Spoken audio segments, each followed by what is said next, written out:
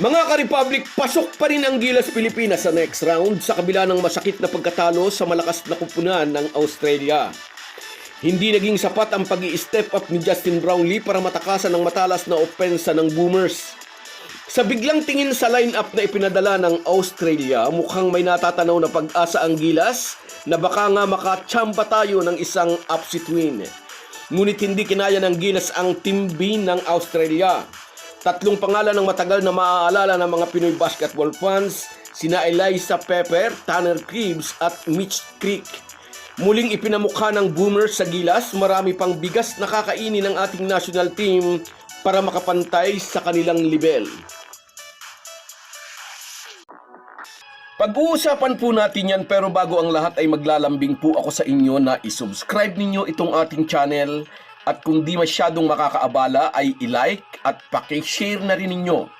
Malaking bagay po yan sa aming mga vlogger. Maraming salamat. Mga ka-Republic, dahil alam na natin ang bad news, una nating pag-usapan ang good news. Pasok pa rin ang Gilas Pilipinas sa next round. Pero ito ang problema. Ang next or second round ay hindi back to zero. Bitbit ng Gilas ang 2-2 record na maaari pang mabago after ng third window sa buwan ng Hulyo. Katulad daw ito ng pag-akyat sa bundok na may daladala kang mabigat na ugly record sa first round. Pagdating sa next round, walang luxury na matalo pa dahil bawat laban sa mga higante ng Middle East teams ay ituturing na knockout game. Isang pagkakamali at baka maglaho na ang pangarap na muling makatapak sa World Cup. At kung mabibigong ma-qualify sa World Cup stage, malulusaw din ang pangarap na makapasok sa Los Angeles Olympics sa 2028. Puntahan natin ngayon ang naging laban ng Gilas kontra Australia kagabi sa Mall of Asia Arena. Alam nating suntok sa buwan, pero marami tayong umasa na makakasungkit tayo ng isang upset win. Ongoing ang NBA season at wala sa roster ng Australia ang mga NBA players nila. Humugot ng pag-asa ang maraming Pinoy fans sa balitang team bilang ang makakaharap ng Gilas. Matapos matalo sa winnable game laban sa New Zealand, umasa tayo ng upset win laban sa Boomers Team B. Pero sa mundo ng FIBA, ang Team B ng Australia ay binubuo pa rin ng mga players na produkto ng kanilang world-class na sistema.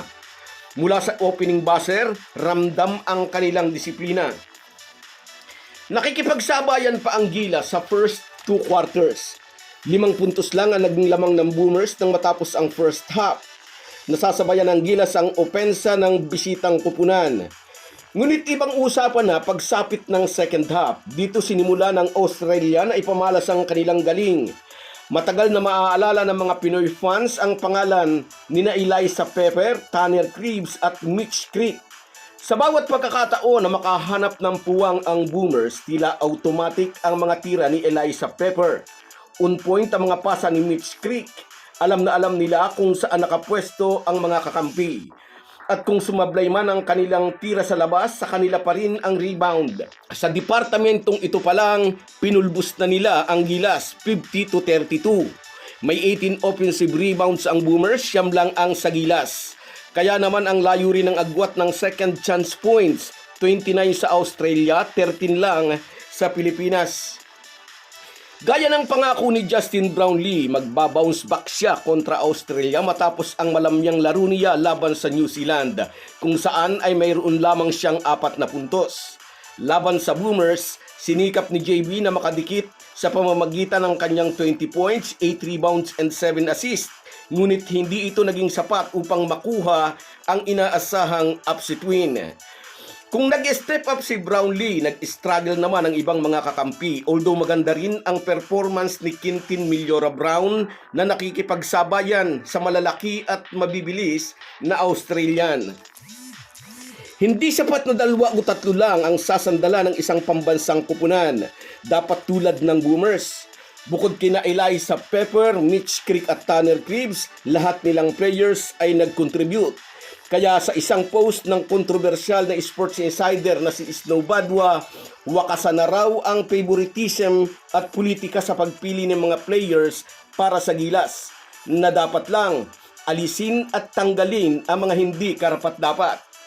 Komento rin ng former PBA Commissioner na si Attorney Noli Iyala, bukod kay Justin Brownlee, mga bilig guys lang daw ang nakakapag-perform ng maganda para sa Gilas. At kumukonekta ito sa post ni Snow Badwa. Wakasan na ang favoritism sa pagkuha ng Gilas players. Anyway, masakit mang sabihin, ipinamukha ng Australia na marami pang kakaining bigas ang Gilas bago maabot ang elite level sa World Basketball. Hindi lang ito pagkatalo sa scoreboard, mga idol. Ito ay isang reality check. So guys, yan lang muna.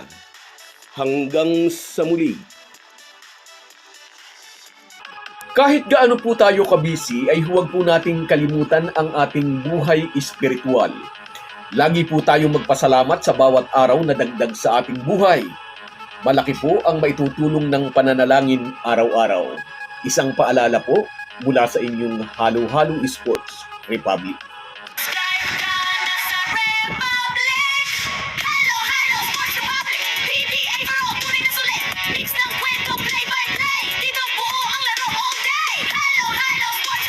Sa YouTube court, kami ang pick from Sir Big